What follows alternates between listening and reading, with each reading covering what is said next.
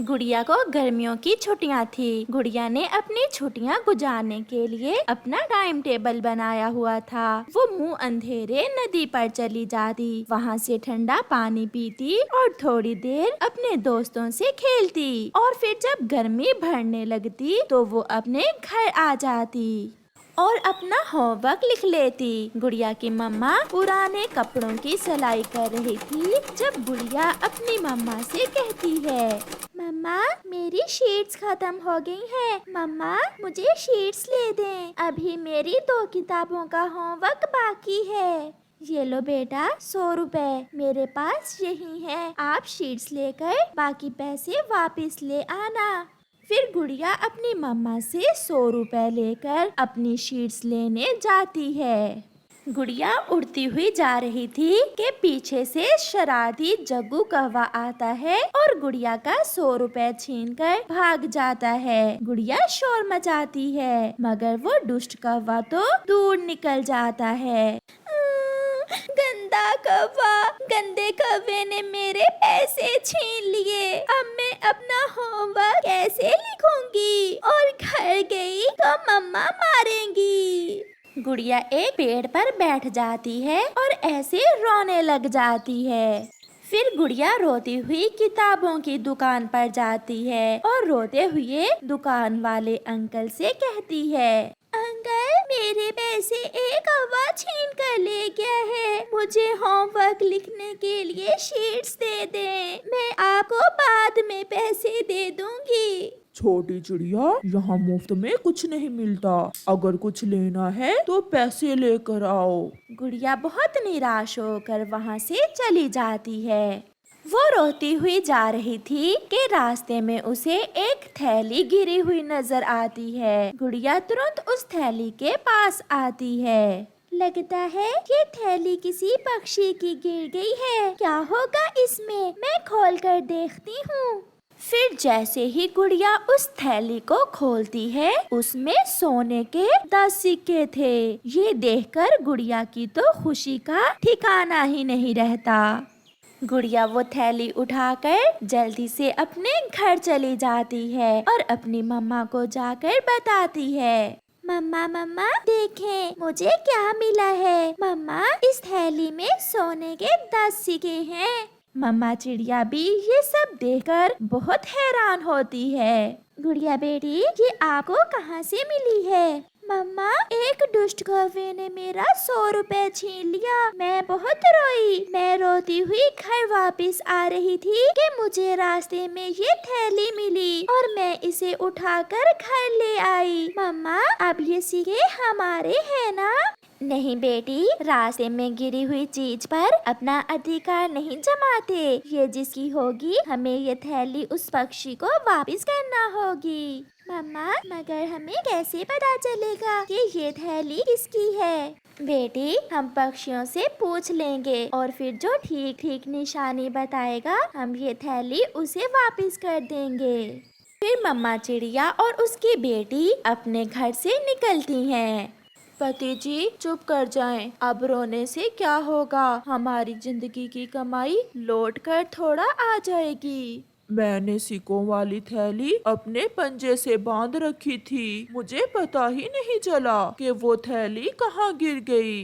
अब तक किसी पक्षी ने वो सिक्के बेचकर पैसे भी ले लिए होंगे, आप चिंता ना करें, ऊपर वाला हमें फिर से देगा। और फिर चिड़िया उड़ती हुई कौवों के पास जाती है और उनसे पूछती है, अगर आपकी कोई चीज गुम हुई है तो बताइए, हमें रास्ते से कुछ मिला है। कौवा और कौवी बहुत लालची थे, वो झूठ बोलते हैं, हाँ हाँ मेरा एक सोने का हार गिरा है आज ही रास्ते में। मम्मा कौवी आंटी झूठ बोल रही हैं, चलो हम किसी दूसरे पक्षी के पास जाते हैं। वो माँ बेटी थोड़ी दूर कबूतर के घर जाती हैं। हमें रास्ते से कुछ मिला है। अभी चिड़िया ने इतना ही बोला था कि लूसी जल्दी से बोलती है, 10 सोने के सिक्के। चिड़िया अभी थोड़ी देर पहले मेरे पति के 10 सोने के सिक्के खो गए हैं, वो एक थैली में थे। हाँ मम्मा कबूतर अंकल सच बोल रहे हैं। कबूतरी बहन, आप चिंता न करें, वो थैली हमारे घर में है। मेरी बेटी को मिली है वो थैली। आप हमारे साथ चलें और अपनी अमानत वापस ले लें। फिर कबूतर और कबूतरी खुशी खुशी चिड़िया के साथ जाते हैं।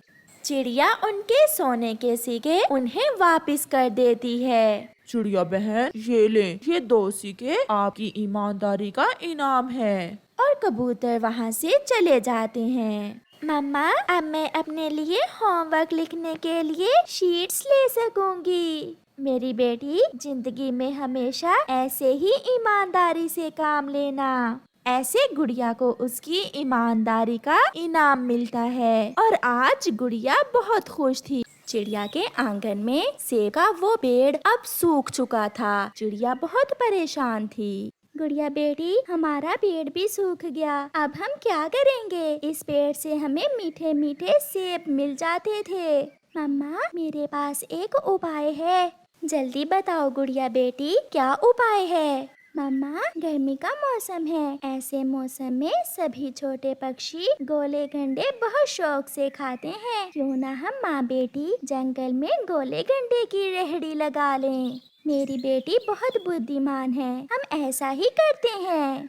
फिर दूसरे ही दिन वो माँ बेटी जंगल के रास्ते में गोले गंडे की रेहड़ी लगा लेती हैं। उनके गोले बहुत स्वादिष्ट थे। चिड़िया, आपके गोले बहुत स्वादिष्ट हैं। तोते भैया, मैंने शरबत में बादाम डाले हैं, इसीलिए मेरे गोले गंडे बहुत स्वादिष्ट हैं। कबूतर का बेटा किकी अपनी मम्मा से जिद करता है। मम्मा, मम्मा, मुझे भी गोला खाना है, मुझे भी गोला लेकर दें। मगर बेटा, मेरे पास तो पैसे नहीं हैं। मगर कबूतरी का बेटा अपने घर से रोता हुआ बाहर चला जाता है।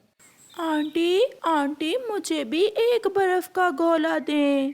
नहीं मम्मा, किकी के पास पैसे नहीं हैं। तो फिर क्या हुआ गुड़िया बेटी? अगर पैसे नहीं है तो आप ले जाओ, अगर पैसे नहीं भी हैं तो कोई बात नहीं। आंटी, आप बहुत अच्छी हैं। बेटा, ऐसे ही आप भी हमेशा दूसरे पक्षियों का ख्याल रखा करें।